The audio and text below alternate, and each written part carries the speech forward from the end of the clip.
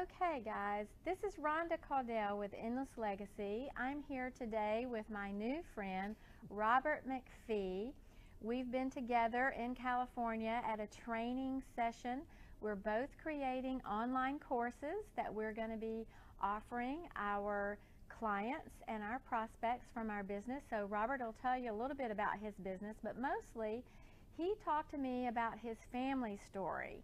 And I knew that you guys who follow the blog would really be interested in what Robert has to say. And I wanted to share this opportunity with you today. So Robert, I want you to tell them a little bit about yourself and then just talk to them about what you talked to me about earlier in the week. Okay. Well, I'm thrilled to be here.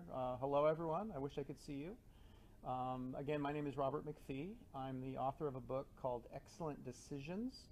And I help people make decisions based on their vision and values instead of all the stress and pressure that we're faced with in today's fast-changing world. And I've done work with companies, I've done work with individuals, I'm currently doing some work with schools, and I'm really zeroing in and focusing at this conference that we're at here on putting together work that's designed for parents and families to help young people make those kinds of decisions that really work well for them. So that's how we connected. And when I heard about Rhonda's work, I was just so touched, and I mean personally touched, because my own father has been dealing with an issue with some very serious dementia. And the last time that I visited him, there really wasn't much left. There's very little recognition, there's very little personality, and this has been going on over a period of about 8 years. And I was, again, just really touched with the work that Rhonda's doing and the support that she's offering to families in terms of their relationship with their parents or even their grandparents, and helping people really age in what I see to be a really dignified and powerful way. And the three things that came up for me in terms of what I would want to share as part of this conversation from my experience now having a father who's really at the end of that journey was, first of all, as a son, it makes me really treasure the times that I've had with my father. And it makes me really glad that I had a lot of really good quality time with my father, but it also makes me wish I had even more. So, that's something I would encourage anyone to do who has an aging parent, is to really take full advantage of the time that you have with them and to really make it good quality time. For me, I'm also a parent. I know my father really treasured his time with my children, so to create as much of that time as possible when it's available to us, because now I'm at a time where I really realize just how precious it is.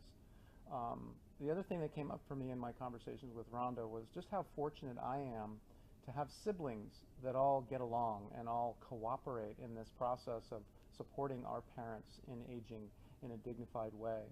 And for anyone who's out there who might be struggling with that a little bit, I really would encourage you again to do whatever you can to get along and cooperate with your siblings and with your other family members in a way that really supports your parents.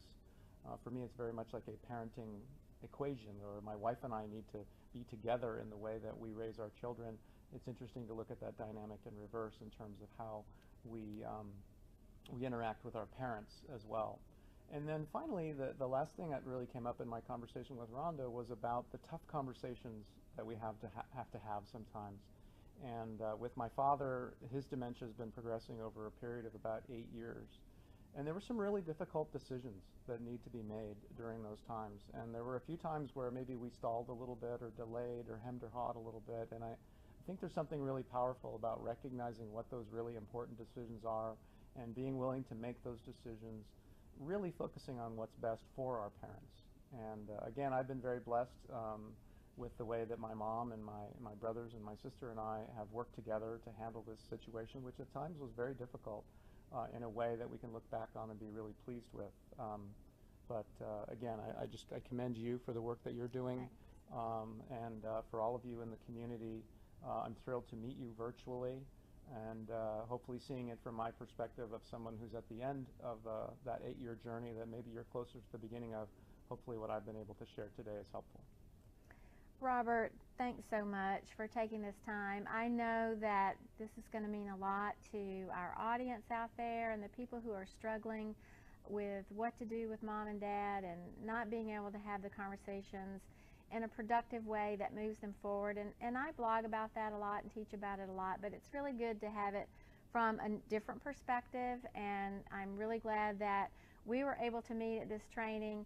I will post Robert's website on the blog as well, so if you guys want to connect with him, feel free to do so. I'm sure he would love that. And thanks for She tuning in. didn't even ask me that. Thanks for tuning in.